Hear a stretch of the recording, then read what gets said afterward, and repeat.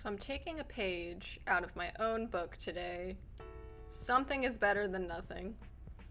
Every now and then, I record a video, and I'm super self-critical of it, and I'm like, oh, this isn't good enough, wah wah. No, we're not doing that. I am creating this, and I'm gonna post it, and it's gonna be fine, because something is better than nothing. So the topic of today's video is what to do when you hate what you're working on, specifically with digital art. I say specifically with digital art because some of the tips kind of can only be done digitally. If you work traditionally, rest in peace. No. But in all seriousness, I think every single, not just artist, but really creative person, there just comes a time where what you're working on objectively is like not even that bad. You just personally have been staring at it too long and you don't really like it and you don't like how it's turning out. So I'm gonna try to provide some tips for what to do when that happens. And then also just kind of talking about life updates and whatever else I want to ramble about. And then today I'm working on a submission for an anthology. I've already inked it, so I will be coloring, adding text, various things. I'm working in a very chaotic manner today, and in a way that I do not normally color. Don't ask me why I'm doing it this way, because I don't know. But yeah, I'm just an agent of chaos today, just trying new things all the time. And sometimes they work and sometimes they don't. But yeah, back to the point. What do you do when you hate what you're working on? I think the number one tip, I'm not saving the best for last, the best goes first in this video. I think the best thing you can do is actually just step away from what you are working on and come back with fresh eyes. I cannot tell you how many times I've drawn something and at first I liked it and then I started to hate it and I was like, maybe again, like technically there was nothing wrong with it. I was just getting weird, just staring at it too long, frankly.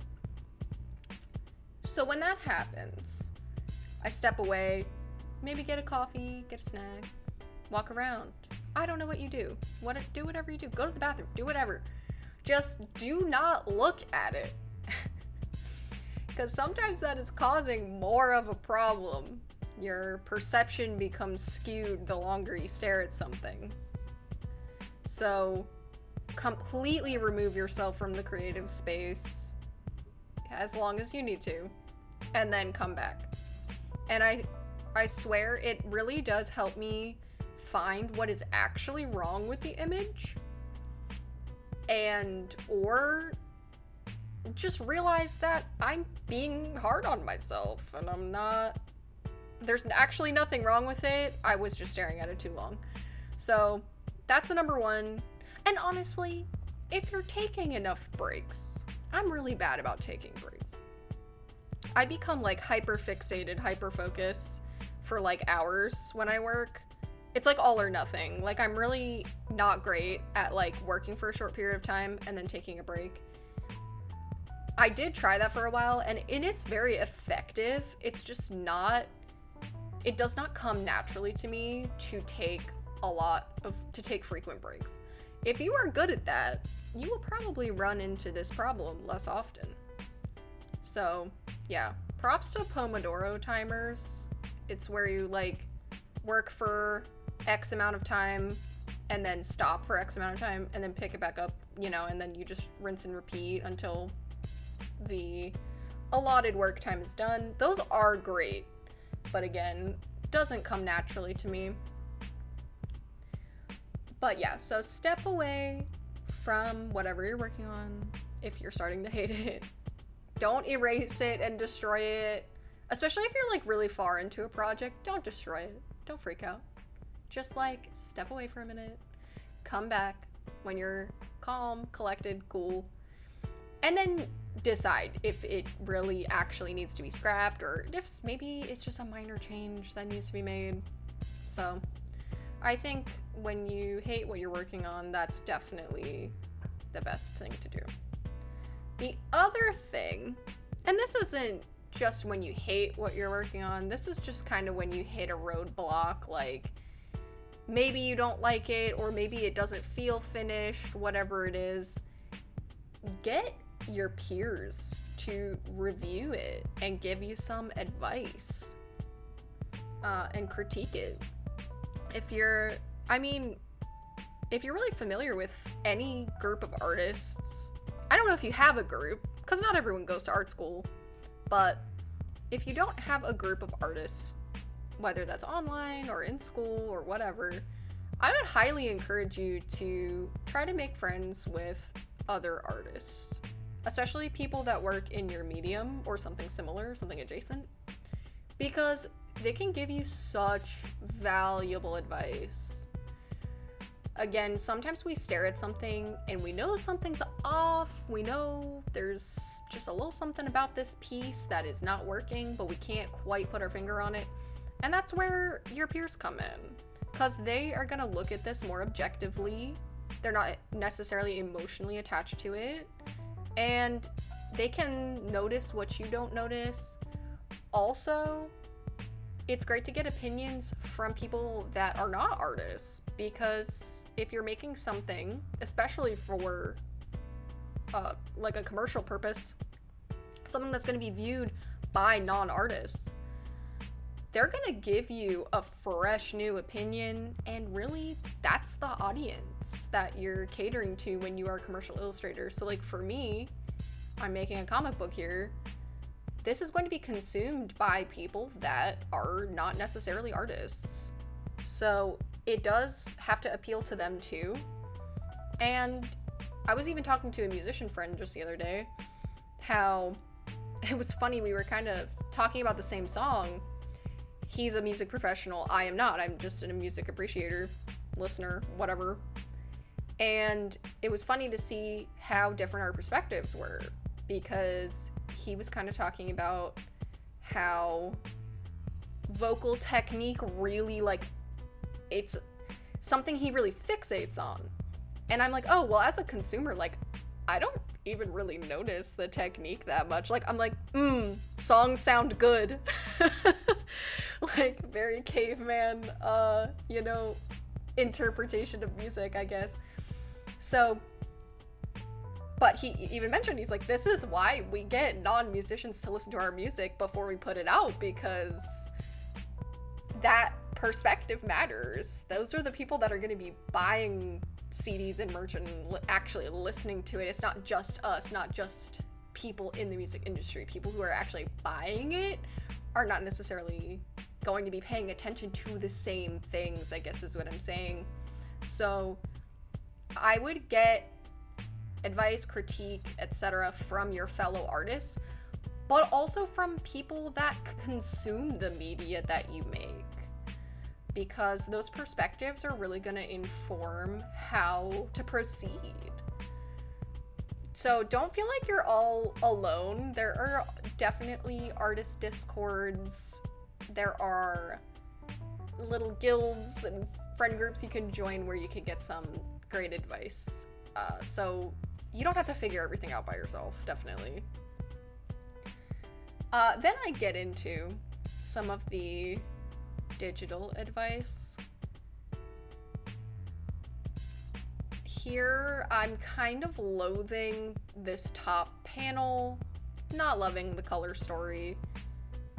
And maybe it's not bad, but like, I just don't like it. I don't know. Something about the orange and the blue. I'm not loving the difference between the bottom panel. So, long story short, I will be embracing the power of a gradient map in just a moment. But yeah, so for my digital artist friends, gradient maps are, I think, a Photoshop exclusive, if I am not mistaken.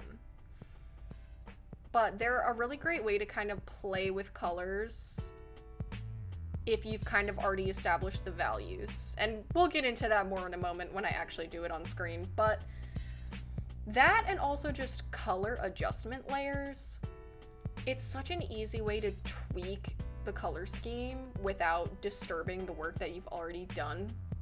Because sometimes it's really frustrating when you've done all this painting or you've done all this coloring, you've established a lot of values, and you don't want to just like destroy it, because there's nothing wrong with that aspect. You just need to tweak some hues or tweak, you know, certain things.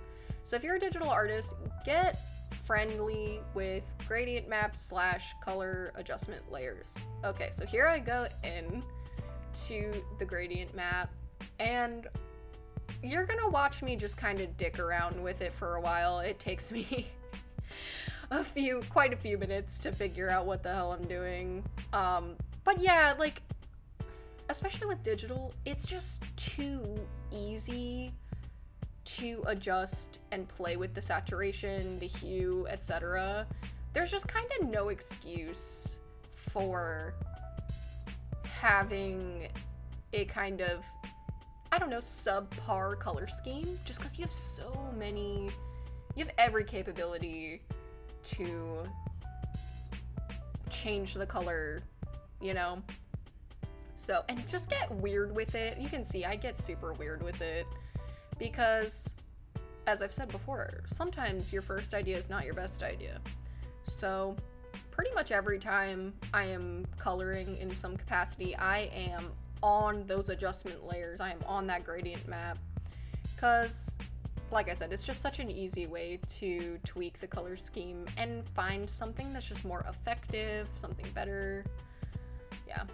So, would highly recommend if you are a digital artist.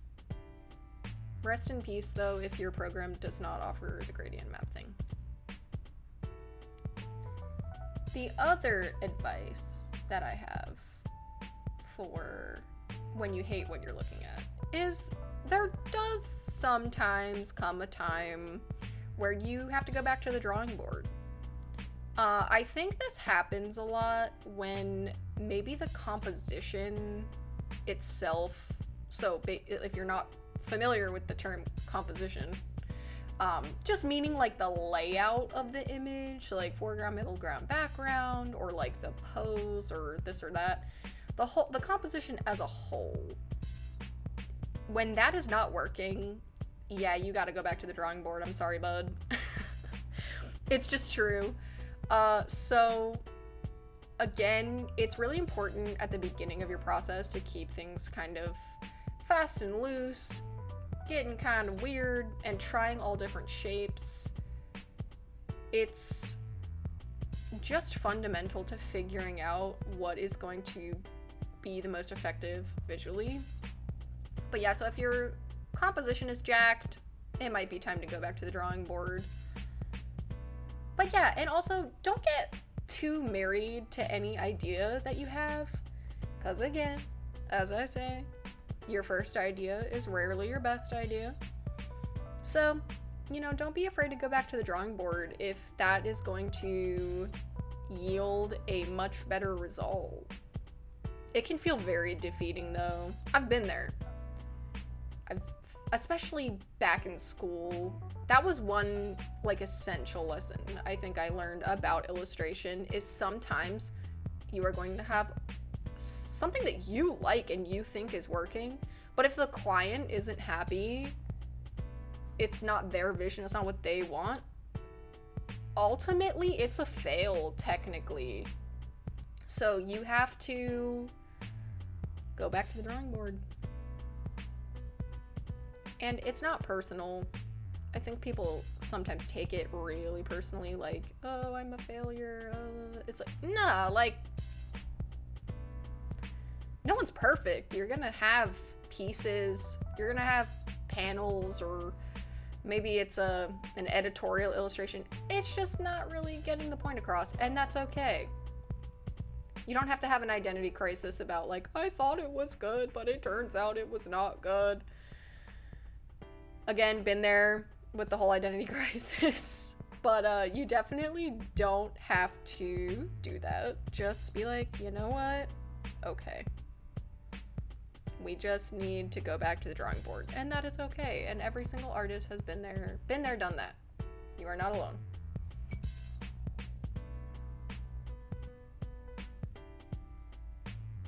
The funny thing about this project on screen is that I feel like everything about it is weird. Like, when I say weird, I mean like unusual for my process. Like, I did all the panels, or not panels, all the pages for this in one Photoshop file, which I don't normally do. And then I'm like coloring it in a more painterly way, which I don't normally do.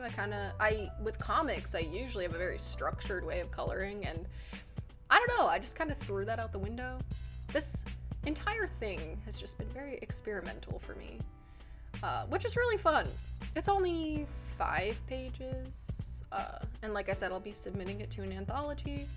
So yeah, I think anthologies are a really fun way to just, again, get weird with it, do something new.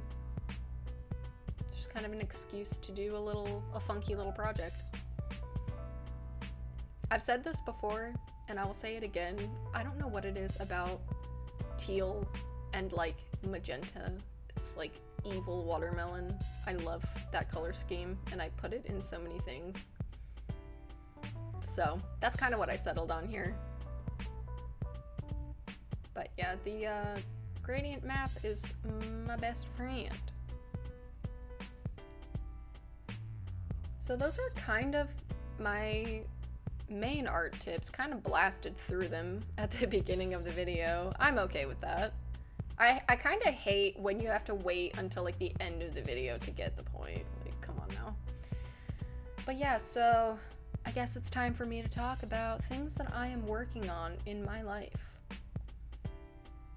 I think a big thing is prioritizing rest, downtime, and hobbies, other than art. I think for a long time, I kind of made my whole identity like I'm an artist, you know, and all my free time, I don't even want to say downtime, because if I'm constantly working on projects, it's not really downtime. But literally all of my downtime was going to art. And then I had to be like, oh yeah, I like video games. Oh yeah, I like going outside and like doing things. And I think I kind of forgot that for a while. So I'm trying to not be like this one-dimensional, you know, my whole life is this one thing, because I don't think that's actually healthy. Like, no human is just one thing. We are all multifaceted beings. So lately, I've been trying to take one day a week where I just do not do any work, like, at all. I don't do any work. I just derp around and play video games and just kind of do, like, whatever I'm feeling. That is one of my other hobbies. It's only been a few weeks of me doing this, so I don't know how great the effects are, but we shall see. I think it's probably good for me. So that's why I've been doing that. It's funny, I actually have a friend, another artist friend, who, man, I just used to grind. Like I said, all of my free time was just going to art, and it was kind of burning me out. And she said, honestly, with creative endeavors, you're kind of lucky to get 1 solid hour of work in per day, just because of how it kind of works your brain and stuff and your focus. And I was like, actually, that's tea, because if I sit down and I have one like really focused hour, like not, you know, derping around on social media, not like distracted hour, but like one really solid hour of work, was a lot more productive than forcing myself to do 4 hours of like distracted artwork. So that's kind of what I'm trying to do now. It feels very counterintuitive to work less, but I do think when I sit down to work on comic stuff, I do feel more in the zone, like more focused. Cause yeah, when I was like grinding for like hours every day, it's just, you do reach a point where your mind just like can't do it anymore. And that's the thing too, is, you know, I do indie comics here on the side. I don't know how, and maybe it's because they work in a team, but I don't know how some of these artists for like Dark Horse or Marvel, whoever, they're putting out like 20 pages a week or something ludicrous. Again, they have separate people, right? Like a separate pencil, separate ink, separate colorist, and that's probably like how.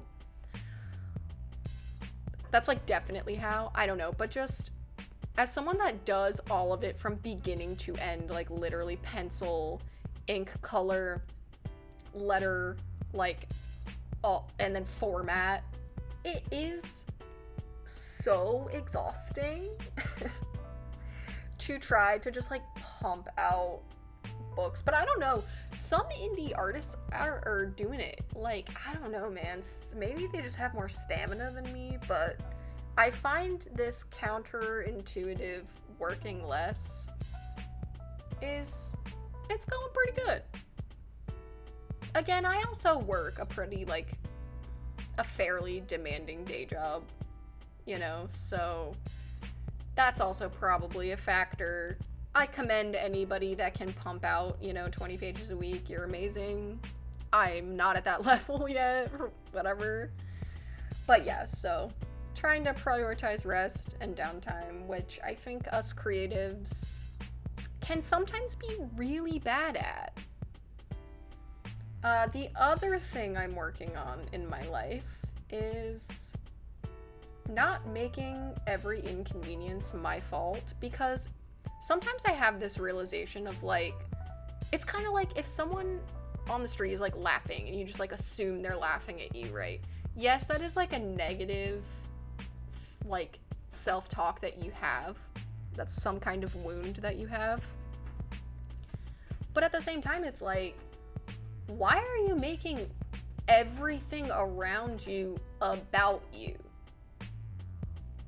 I don't want to say that's like narcissistic, because I don't think it's, I mean, obviously narcissism is like its own thing, and it's like not quite that.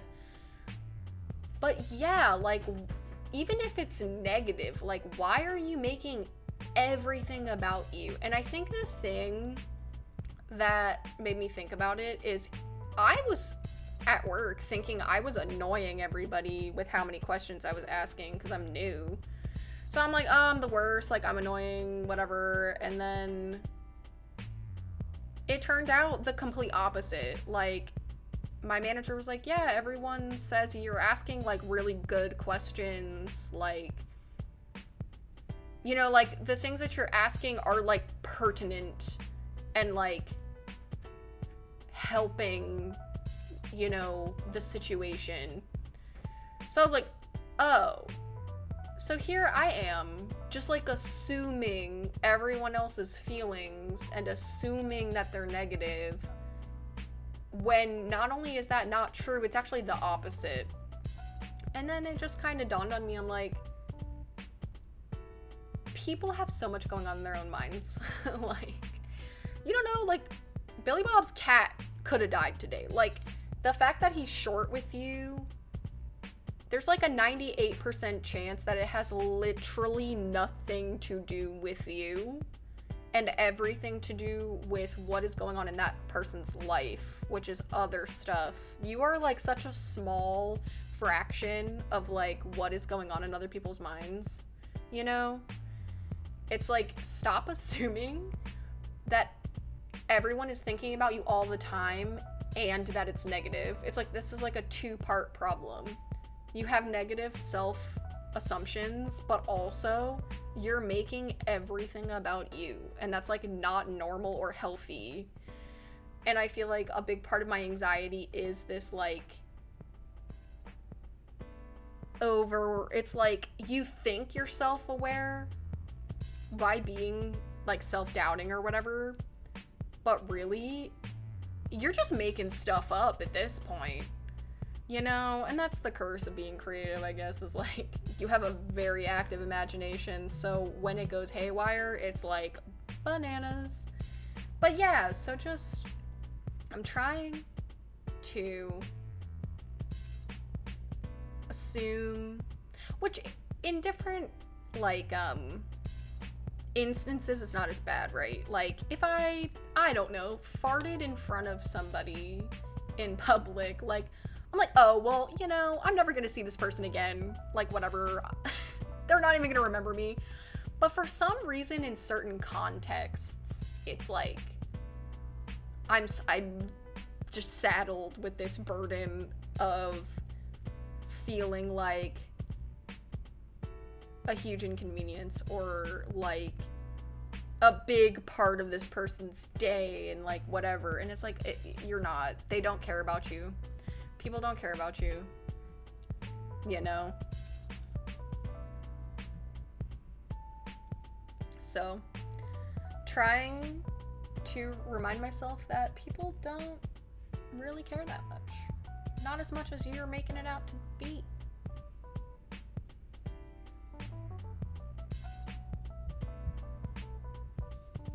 Let me know if any of you feel that way. Like, your anxiety just, and maybe it's like a social anxiety thing, right? Like,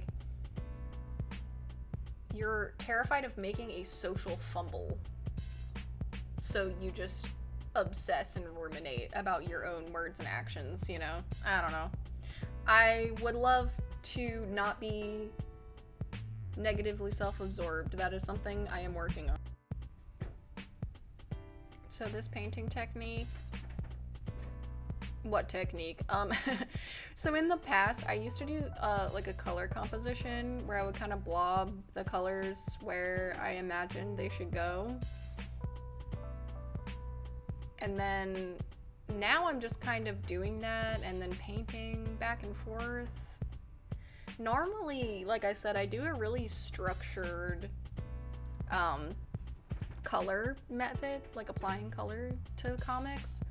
I kind of do like flats, and then I use the flats as a selection, and then I go in with like different gradients and like a multiply layer for shadows. I could do like a tutorial on that someday. I probably will. Let me know if that interests you. But yeah, for this, again, just threw caution to the wind and just did something different. But yeah, and then I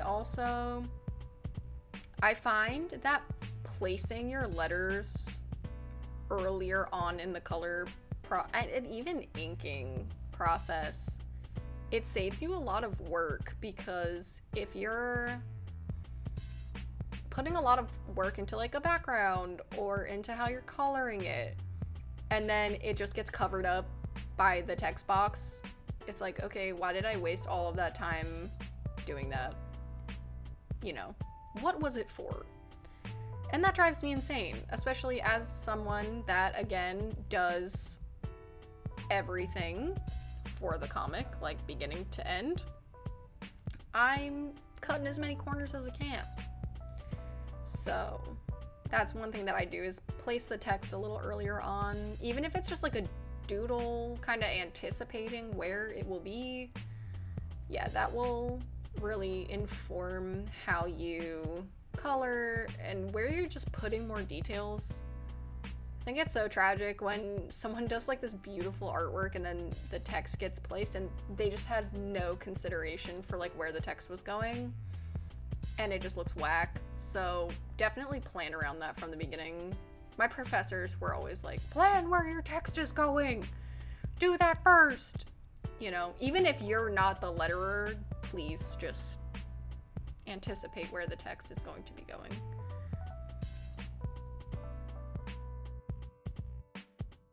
And if you're wondering what the plot of this story is, it's called Binary Ghoul. It is a short submission, like I said, for an anthology, so it's not really like a fleshed out series or anything yet, but the premise is that it's a futuristic world.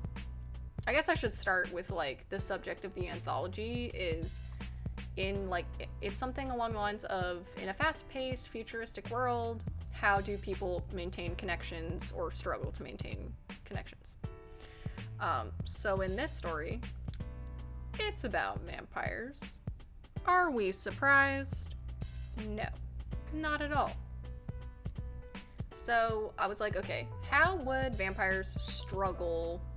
Because struggling is more interesting than not. So how would they struggle in the future to survive, to, again, maintain social connections? Like, what would get in their way? And I was thinking, like, okay, as society progresses, we tend to track more and more things, and different types of governments have, you know, different levels of privacy. So I'm like, okay, let's picture some like dystopian future where like citizens kind of have like no privacy. It's like in the name of, you know, maximizing resources. It's like, okay, we track everything so that we can allocate appropriately. That has its own political implications. But how does this apply to vampires?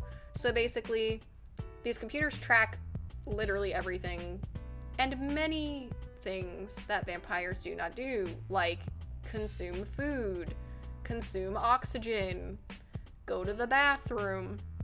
You know, all of these numbers are being tracked constantly so that resources can be allocated appropriately to each citizen.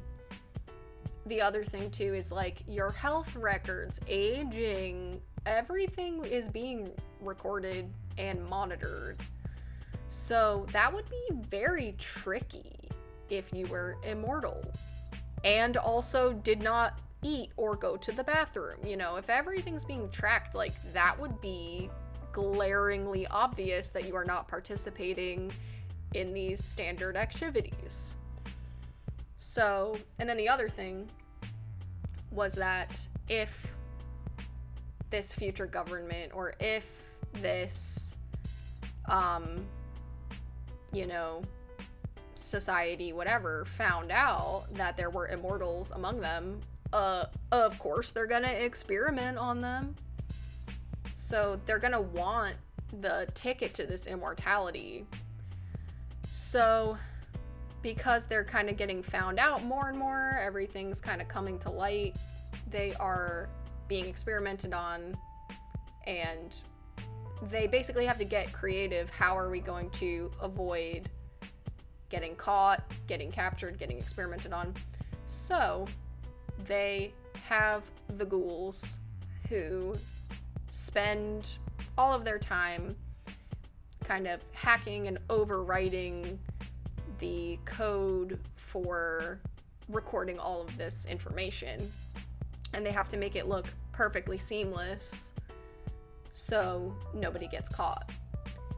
But yeah, so they basically fudge the numbers. Yes, you know, Billy Bob took X number of poops today, even though he's a vampire.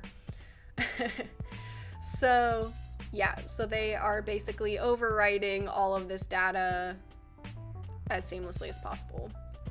And they basically have to keep constant vigil over these computers, because if they don't, it'll be obvious and they'll be found out. So that is the plot of this, is basically the ghouls are the thing that is keeping vampire kind together, able to communicate and survive. But yeah, so that's kind of the plot. I don't know if it's close enough to the theme of the anthology to really get in, but it was a fun little project to draw. I had fun with the lighting and inking it and just like playing with brushes and stuff. So yeah, I will be submitting it soon once this coloring is done. But we'll see if it actually qualifies. Hopefully.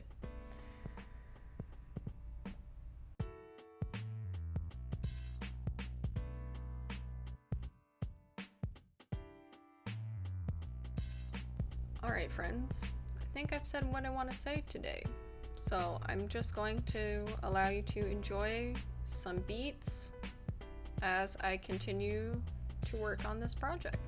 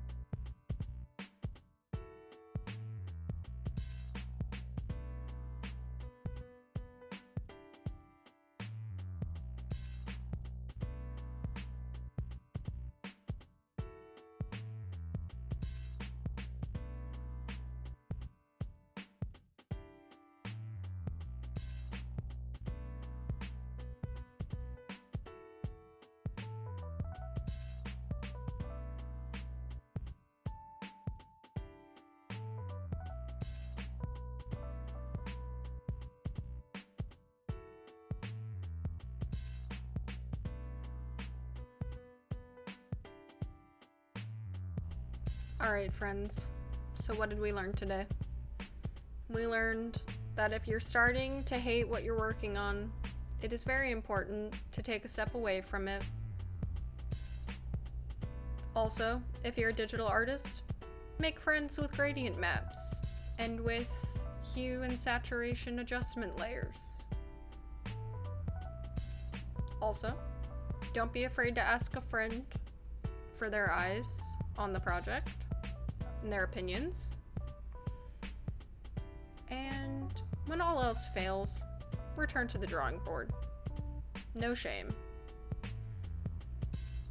Thank you for joining me today, and I will see you in the next one. Thanks for watching.